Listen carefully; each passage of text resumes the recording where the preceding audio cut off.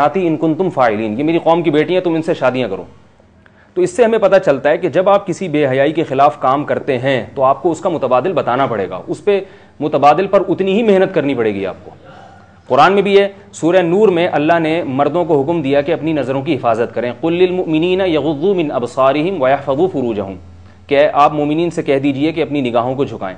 لیکن اگلے ہی رکوع میں فرمایا انکحوا الایام منکم، جو تم میں بے نکاح ہیں ان کا نکاح کرا دو. ایک طرف نظر کی حفاظت کا حکم، فوراً اس کا متبادل بتایا جا رہا ہے کہ شادی کرو، نکاح کرو. تو ہمیں قرآن سے پتہ چلتا ہے کہ ہم جب بے حیائی کے خلاف کام کریں تو اس کا آلٹرنیٹ، اس کا متبادل ہم قوم کو بتائیں.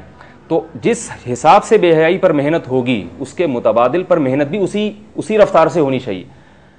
اب یہ جو باہر کی تنظیمیں ہیں یہ اس کی کوشش کر رہی ہیں کہ میل ٹو میل اور فیمیل ٹو فیمیل ان چیزوں کو، اس بے حیائی کو رواج دینے کی کوشش کر رہی ہیں. ظاہر ہے اس پہ جو ضرب لگائی جا سکتی ہے وہ اسی طرح کہ مرد کے لیے حلال راستوں کو، اور جو فطری راستہ ہے، نیچر جس کو قبول کرتی ہے وہ یہی ہے کہ مرد کو اللہ نے عورت کے لیے بنایا، عورت کو اللہ نے مرد کے لیے بنایا. تو جب ایک مرد ایک سے زیادہ بیویاں رکھے گا تو ظاہر ہے عورتیں بغیر نکاح کے رہ نہیں پائیں گی. پھر وہ کوئی، یعنی جب نکاح کے بغیر عورتیں ہوں گی تو فیمیل کو فیمیل سے اور میل کو میل سے کوئی میل ہی نہیں رہے گا. ٹھیک ہے نا، کوئی آپس میں یہ ان چیزوں کی نوبت ہی نہیں آئے گی. تو یہ تو وہی گندے لوگوں کا کام ہے جو حلال راستوں سے اور فطرت کے، شراب کی عادت اسی کو پڑتی ہے جو حلال چیزوں میں جس کو لذت ختم ہو جائے، اور جس کو حلال چیزوں میں لذت رہتی ہے اس کو پھر ان گندگیوں سے اس کو نفرت ہوتی ہے. اچھا، ہمارے جو اسلام کا جو روشن دور تھا اس میں یہ اس زمانے میں ظاہری بات ہے اس طرح کا میڈیا بھی نہیں تھا جی، اور اگر بے حیائی بھی نہیں تھی معاشرے کے اندر، جی، اور دوسری طرف وہاں کثرت ازواج کا بھی سلسلہ تھا، اور پھر ایک جو کنیزیں اور لونڈیوں کا جو تھا سلسلہ وہ بھی تھا، وہ الگ سے تھا. تو یہ کنیز اور لونڈی اس کا کیا فلسفہ ہے، کیا ہے، اور آج کے دور میں کیوں نہیں ہے؟ دیکھیے کنیز اور لونڈی کو ہمارے جو مستشرقین ہیں نا انہوں نے تو ایک عجیب سا وہ بنا کے پیش کیا ہے کہ اسلام میں گویا عیاشی کا ایک موقع فراہم کیا گیا ہے. لیکن اگر آپ دیکھتے ہیں کنیز اور لونڈی کی بنیادی حقیقت کیا ہے تو آپ کو پتہ چلے گا کہ اسلام نے بھی ایسا ایک راستہ مرد کے لیے متعین کیا ہے جس سے بہتر کوئی متبادل تھا ہی نہیں. مثال کے طور پر آپ جنگ میں دشمن کے سارے مردوں کو قید کر لیتے ہیں. لونڈی ایسے تو نہیں بنتی کہ کوئی کسی کو بھی جا کے لونڈی بنا لے. لونڈیوں کا تصور یہ تھا کہ آپ نے لڑائی ہوئی ہے آپ کی کسی سے، ان کے سارے مرد، کچھ تو بہت سارے تو قتل ہو گئے، بہت سارے گرفتار ہو گئے.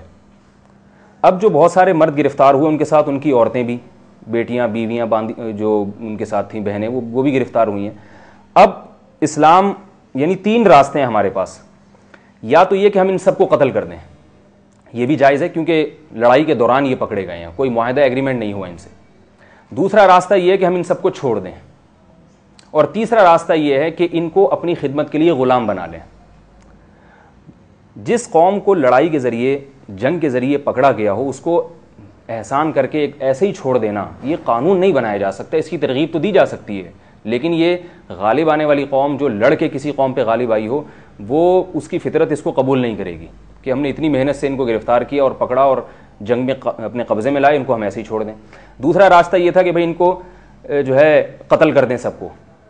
تو قتل ہونے سے بہتر نہیں ہے کہ ان کو غلام بنا کے رکھا جائے تاکہ ان کی بھی زندگی کسی کام میں آ جائے اور ان کو بھی. اور غلام جس کو بنایا جاتا ہے یا باندی بنایا جاتا ہے تو اس غلام اور باندی کا سارا خرچہ اس کے آقا اور مالک کے اوپر ہوتا ہے.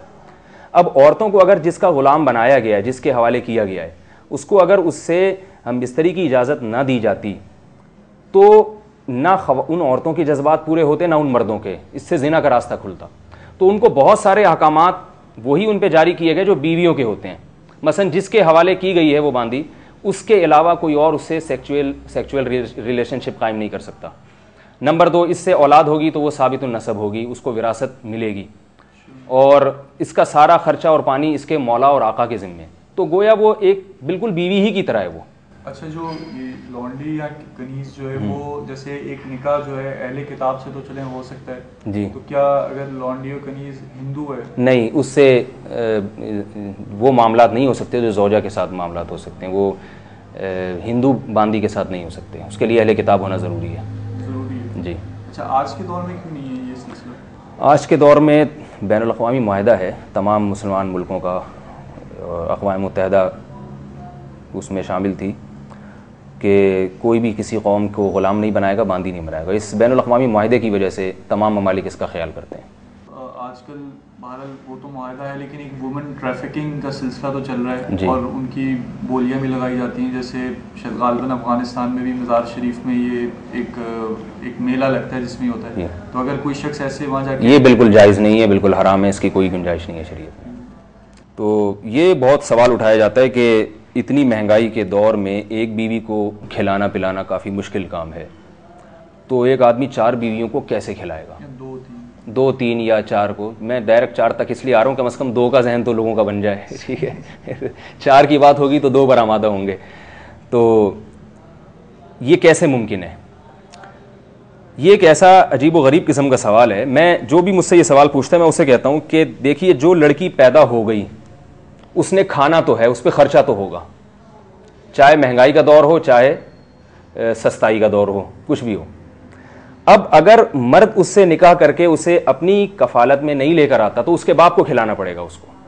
اور بوڑھے باپ کے لیے اپنی 6 بیٹیوں کو کھلانا، یہ مجھے بتائیے کہ زیادہ مشکل ہے یا ایک مرد کے لیے، اپنی جوان آدمی کے لیے جس میں کمانے کی طاقت ہے اور اس کے اپنی بیویوں سے بہت سارے مفاد بھی وابستہ ہیں، اس پر یہ ذمہ داری ڈالنا زیادہ اچھا کام ہے. تو لڑکی جب پیدا ہو گئی اس نے کھانا تو ہے اور اس کی باقی بھی ضرورتیں تو پوری تو کرنا یہ مردوں کی ذمہ داری ہے. تو مرد میں اگر شوہر نہیں کرے گا تو لڑکی کے باپ کرے گا، یا یہ وہ بیچاری خود جاب کے لیے ملازمت کے لیے مجبور ہوگی، وہ ساری زندگی ملازمت کرتی رہے گی وہ. تو شریعت نے ڈیوائڈ کیا ہے خرچوں کو کہ لڑکی جب تک بالغ نہیں ہوتی اس کا سارا خرچہ اس کے باپ کے ذمہ ہے، بھائیوں پہ. اور جب وہ بلوغت کی دہلیز پہ قدم رکھتی ہے تو فطرت یہ ساری ذمہ داری مرد کے کندھوں پہ ڈالنا چاہتی ہے. تو ایک جواب تو اس سوال کا یہ ہو گیا. دوسرا یہ کہ میں یہ کہتا ہوں کہ آپ کی تنخواہ اگر کم ہے، مثال کے طور پر ایک آدمی 10,000 روپے کماتا ہے، مجھ سے لوگ سوال آ کے پوچھتے ہیں مولوی صاحب اس 10,000 میں ہم کیسے شادی کریں؟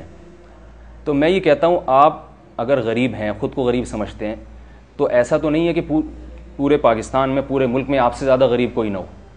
آپ ایسی لڑکی سے شادی کریں جس کے باپ کی آمدن 5,000 ہو اور وہ 5,000 میں اپنی 4 بیٹیوں کو کھلا رہا ہو، تو وہ آپ کو رشتہ بھی دے دے گا بخوشی. وہ کہے گا جب میں 5 میں 4 کو کھلا سکتا ہوں تو یہ 10 میں 2 کو یا 1 کو کیوں نہیں کھلا سکتا؟ تو اگر آپ یہ دعویٰ کرتے ہیں کہ غربت اتنی ہے اور اس غربت سے سب سے زیادہ میں متاثر ہو رہا ہوں اور سب سے زیادہ میں غربت کا شکار ہوں، تو یہ دعویٰ غلط ہے. آپ اگر غریب ہیں تو آپ سے بھی زیادہ اور بہت سارے غریب ہوں گے، تو آپ اپنے سے کمتر کی طرف نکاح کا پیغام بھیجیں اور اس میں آپ نکاح کریں تو انشاءاللہ وہ.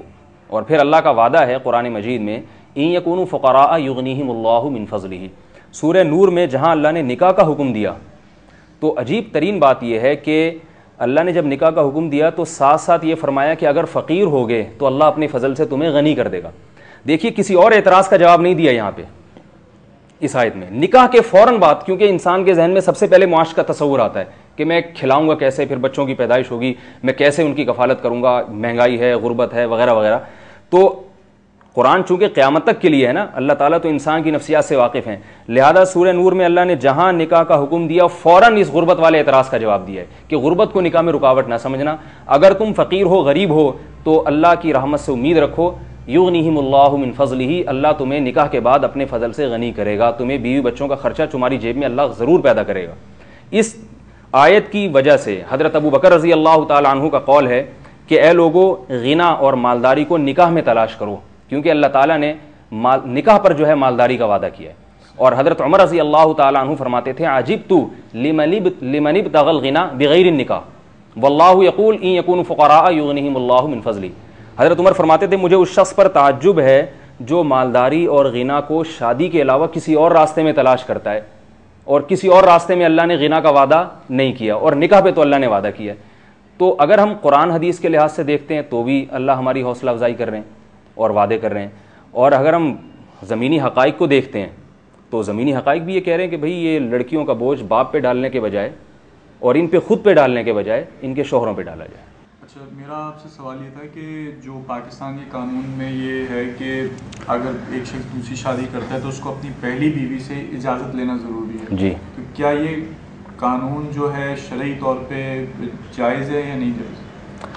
شریعت کو اگر ہم دیکھتے ہیں تو قرآن مجید نے، میں نے آپ سے جیسے بار بار عرض کیا کہ ایک شرط لگائی ہے وَإِنْ خِفْتُمْ أَلَّا تَعْدِلُوا فَوَاحِدَةً.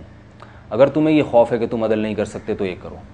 اس میں کہیں یہ نہیں ہے کہ اگر تمہیں یہ خوف ہے کہ تمہاری بیوی جھگڑا کرے گی یا تمہاری بیوی اس کو پہ ناراض ہوگی یا وہ اجازت نہیں دے گی، ایسی کوئی شرط نہیں ہے۔ تو یہ فقہ کا اصول ہے اور چاروں ائمہ میں متفقہ اصول ہے کہ کتاب اللہ کا جو مطلق حکم ہے، یعنی اس میں اگر کوئی شرط نہیں ہے، احادیث میں کوئی حکم ہے جو مطلق رکھا گیا اس میں کوئی شرط نہیں ہے، تو بعد میں کوئی شخص اس حکم کو اپنی طرف سے کوئی شرائط لگا کے اس میں قیدیں نہیں بڑھا سکتا، اس میں مقید نہیں کر سکتا اس کو۔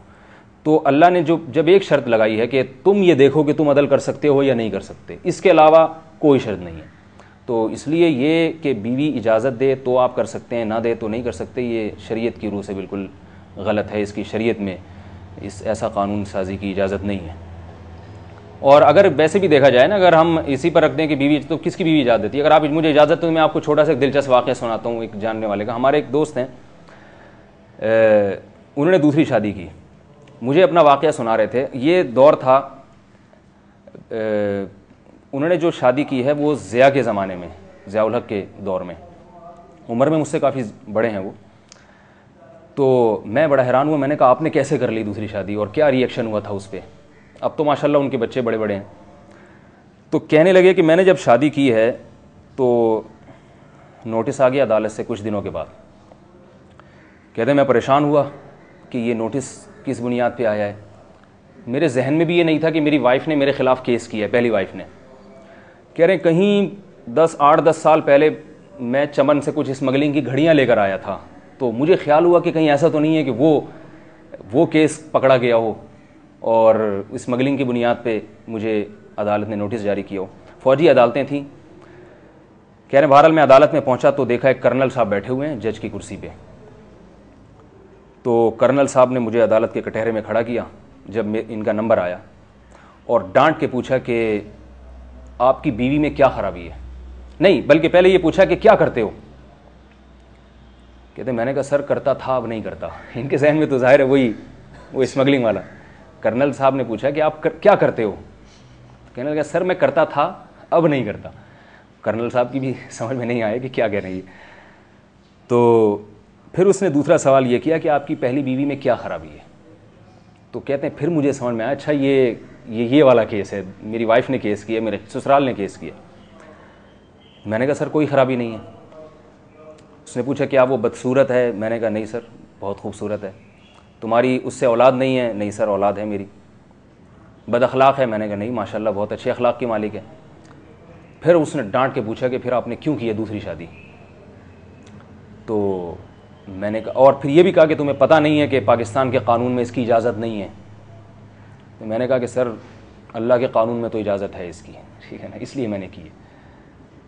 کہہ رہے ہیں جب میں نے یہ بات کی نا کہ اللہ کے قانون میں اس کی اجازت ہے تو وہ جج کا غصہ ٹھنڈا ہو گیا، اور وہاں جتنے لوگ موجود تھے جج صاحب نے سب کو باہر نکالا اور مجھے قریب بلایا، ایک کرسی منگوائی، اس پہ بٹھایا اور ہاتھ ایسے آگے بڑھایا مسافے کے لیے اور کہا کہ میں نے خود بھی 2 کی ہوئی ہیں ٹھیک ہے۔ تو کہا کہ اصل بات یہ ہے کہ مجھے تمہاری صاف گوئی پسند آئی ہے۔ کہا یہاں اس سے پہلے بھی بہت کیسز آ چکے ہیں دوسری شادی کے، لیکن ہر آدمی اپنی پہلی بیوی پہ الزام ڈالتا ہے، ایک تو اس پہ سوگن لے کر آئے ہیں یہ تکلیف، اور پھر دوسرے اس کو بدنام کرتے ہیں پورے معاشرے میں۔